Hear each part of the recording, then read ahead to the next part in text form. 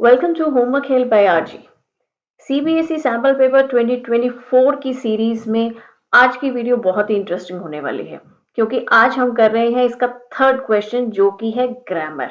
और ग्रामर बहुत ही स्कोरिंग होती है, लेकिन फुल मार्क्स लाने के लिए आपको वीडियो को बिना स्किप किए देखना होगा। और जो स्टूडेंट्स पूछ रहे हैं कि मैम क्वेश्चन 1 और क्वेश्चन 2 कहाँ है, वो पहले ही आ चुके हैं। आप जाकर प्लेलिस्ट में देखिए। इवन क्वेश्चन 4th, 5th और 6th भी आ चुका है, और उसके आगे के भी जल्दी आने वाले हैं। इसलिए आपको चैनल को सब्सक्राइब करके रखना बहुत जरूरी है। Let's begin with the first part. आपके पास यहाँ पर दो चॉइसेस हैं। आपको 12 क्वेश्चंस दिए गए हैं, जिसमें से आपको कोई भी 10 करने हैं। Fill in the blank with the correct option to complete the opening line of a formal letter. एक फॉर्मल लेटर की ओपनिंग लाइन है, उसमें ब्लैंक को आपको फिल करना है। Dear Mr. Patel, we are pleased to inform you that your proposal for the upcoming project by the Board of Directors dash. Dear Mr. Patel, आपको ये बताकर हम बहुत ही खुश हैं। प्लीज्ड, हम खुश हैं और आपको ये बताना चाहते हैं कि आपका जो प्रपोजल है वो आगामी प्रोजेक्ट के लिए बोर्ड ऑफ डायरेक्टर्स के द्वारा अप्रूव कर दिया गया है। एंडोर्स्ड का मतलब होता है अप्रूव कर देना या ऑफिशियली उसको सहमति दे देना। तो अप्रूव कर दिया गया है, ठीक है इसलिए हैड तो पास्ट में आता है, इसलिए ए को हम छोड़ देंगे। विल हैव बीन एंडोर्स्ड, कर दिया जाएगा। अगर कर दिया जाएगा तो फिर खुशी की क्या बात है। कर दिया गया है, हैज बीन एंडोर्स्ड, इसलिए इसका सही जवाब होगा option C, has been endorsed.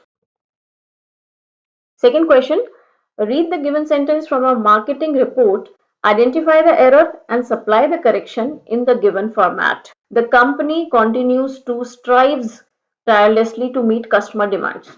अब जो लोग ग्रामर ध्यान से पढ़ते हैं उनको तो पढ़ते ही पता लग गया होगा कि कमी कहां पर है। कमी है यहां पर, क्योंकि टू के बाद हमेशा फर्स्ट फॉर्म ऑफ वर्ब आता है।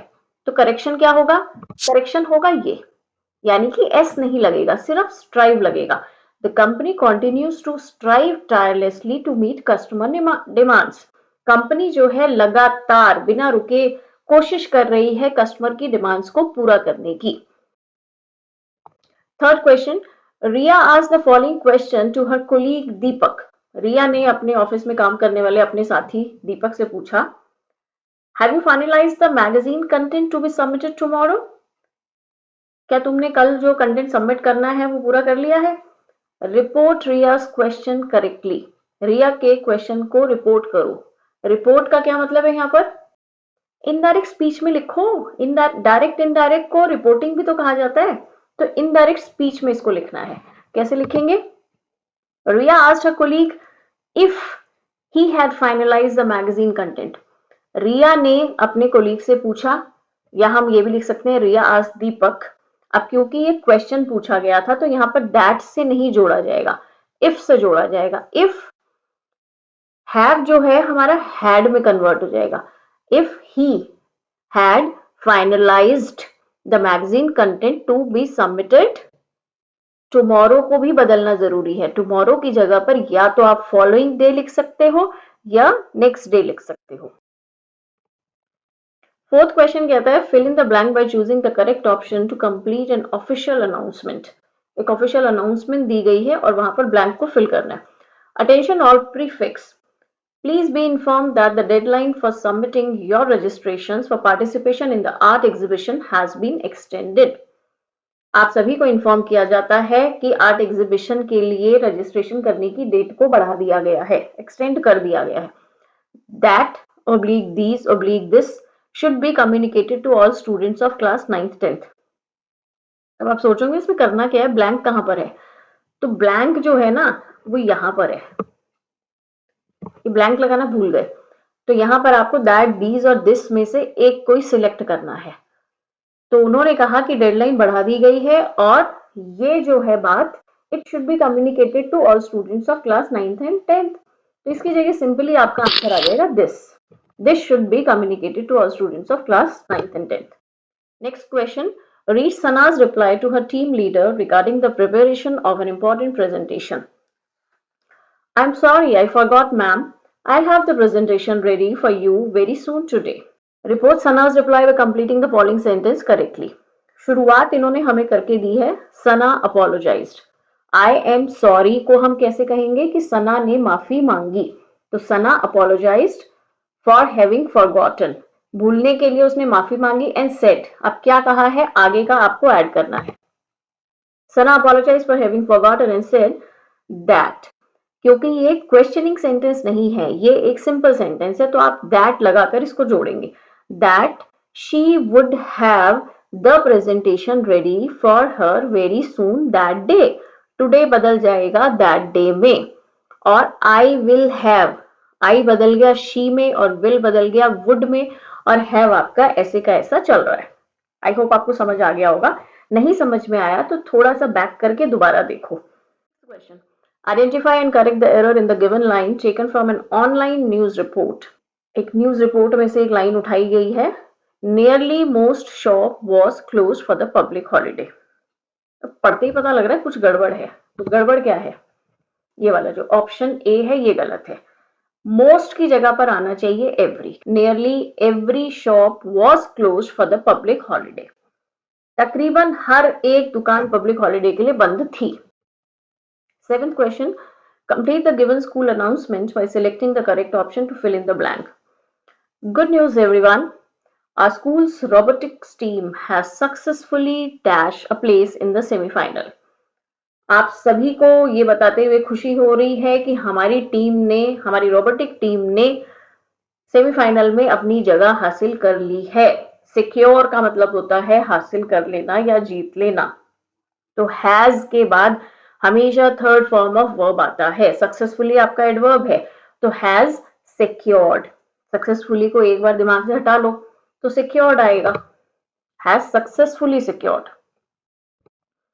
Eighth question, detect the error in supply the correction for the given observation by child. एक बच्चे ने कुछ ऑब्जर्व किया और वो लाइन यहाँ पर दी है और कह रहे हैं कि इसमें बच्चे ने कुछ गलती कर दी है, उसकी करेक्शन बताओ, एरर बताओ। That need not be dad's jacket, it's too small. इसे डैड की जैकेट होने की जरूरत नहीं है, ये बहुत छोटी है। तो बच्चा क्या कहेगा, ये डैड की जैकेट नहीं हो सकती, ये बहुत छोटी है, तो ये डैड की जैकेट नहीं हो सकती के लिए आएगा कैन नॉट। तो नीड नॉट आपका एरर है और कैन नॉट भी आपका करेक्शन है, और सही सेंटेंस बनेगा that can't be dad's jacket is too small. Ninth कहता है, report the dialogue between a teacher and a student by completing sentence. आपने देखा हमारे मोस्टली क्वेश्चन जो आ रहे हैं वो रिपोर्टिंग के आ रहे हैं, तो डायरेक्ट इनडायरेक्ट स्पीच को आपको बहुत अच्छे से प्रैक्टिस करना चाहिए।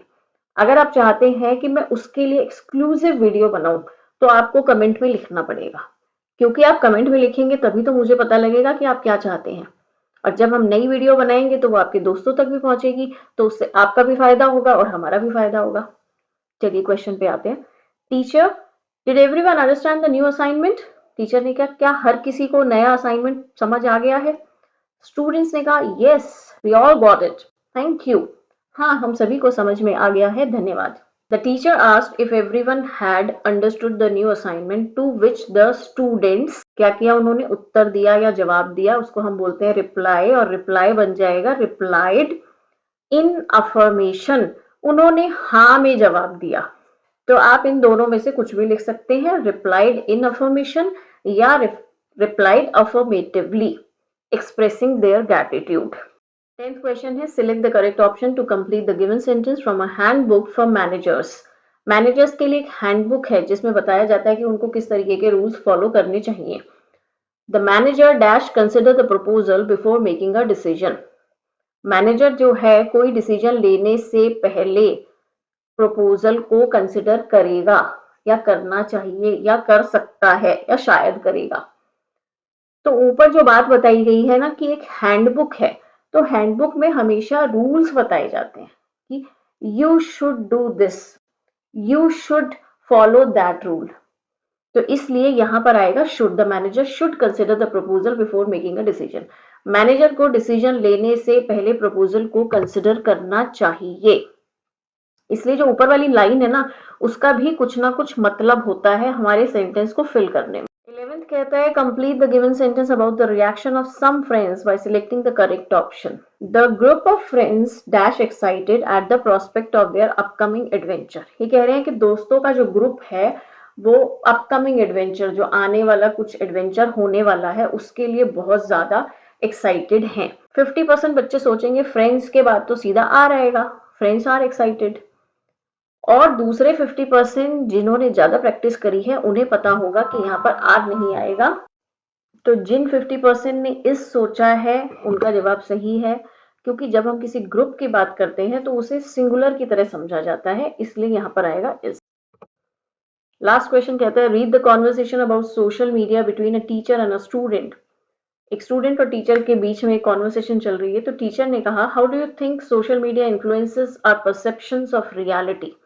आपको क्या लगता है सोशल मीडिया किस तरीके से हमारी सोच को प्रभावित करता है। तो जागृत ने कहा, I believe it distorts our perception of reality by only showing the highlight reels of people's lives. कि मेरा ऐसा मानना है कि ये जो सोशल मीडिया है, ये लोगों की जिंदगी की सिर्फ हाईलाइट, कुछ खास खास बातें दिखाकर हमारी जो सोच है जिंदगी को, उसको बिगाड़ देता है, तोड़ मरोड़ देता है। तो आज आपने एक और नया वर्ड सीखा, डिस्टॉर्ट्स, जिसका मतलब है तोड़ मरोड़ देना या बिगाड़ देना।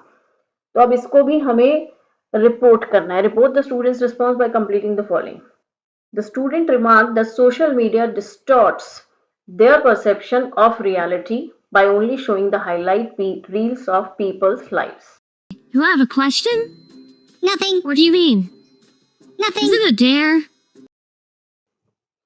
तो मिलते हैं अगली वीडियो में, तब तक के लिए गुड बाय।